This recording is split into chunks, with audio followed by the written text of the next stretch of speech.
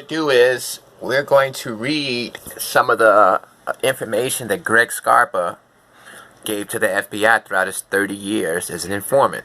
To make a long story short, Greg Scarpa, member of the Colombo family, one of the most notorious killers. He was a captain in that family. When he died from AIDS in 1991, it came out that he had been an informant for the FBI going back to 1962. So he was an informant from 1962 to 1991. He would lie to the FBI about crimes.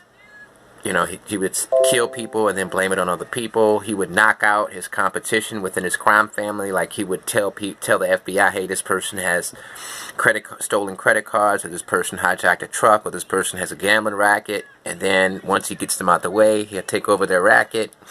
And whenever he got in trouble, the FBI would come to his rescue. The FBI paid him for his information. And yeah, one of the most craziest stories in history.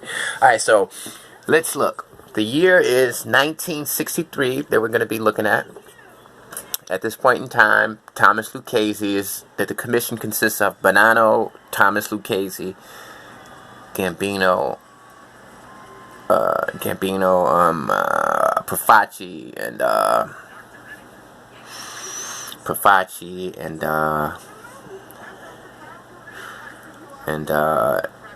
whoever was representing the Genovese.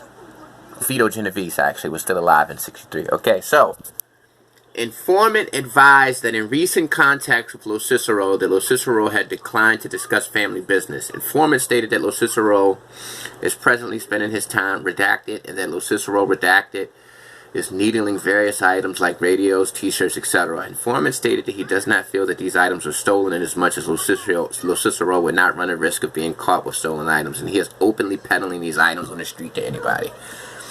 Alright, November 20th, 1963, informant advised that he had recently heard from the Lower East Side that there are made guys, that such and such, this particular group, they're made guys, and that they run a large numbers operation on the Lower East Side. Informant was unable to furnish any more details about who these guys are. November 20th, 1963, the same day, informant advised that Jimmy Doyle was recently shot in the neck with a .22 caliber pistol. He stated that Blank is still in the hospital and is reportedly in serious condition. Alright, okay, same day, November 20th, 63, informant advised he ascertained that Redacted in Brooklyn, New York is a very active Redacted. Informant stated that Redacted reportedly will buy anything from groceries on up and down. He stated that Redacted automobile and can usually be located in or around Redacted. Okay, December 10th, 63, Charles Peronella has a union book reflecting membership in a union as a junior engineer. He stated Peronella told him that his take-home pay is $180 per week, and during absences from work, the union covers for him with his employer by telling the employer that he is being used by the union to check union members. Basically, this guy has a no-show job. He gets paid for not showing up. Alright, same day, December 10th, 63, it is in the informant's opinion that there are several captains in the Magalico family who are almost inactive at this time. He identified these captains as Salvatore Badamente, Simone Andelonio, and Thomas DeBella. He stated that these four are either legitimately employed or retired and have expressed little or no interest in family matters. The informant stated that none of the above took an active part in the Gallo-Profaci War, and it is his opinion that since a peace between the various factions in the family had been negotiated, he felt that as soon as a boss was selected, the above four were probably going to retirement. Informant described the above four as tired old men who were either retired or had legitimate businesses and who did not need nor want anything connected with La Cosa Nostra. Alright, so Profaci had died at this point in time, and Magalico had took over the family. Apparently, Magalico would come up with some sort of scheme to kill Carlo Gambino, so the commission ran him off, and they replaced him with Joe Colombo.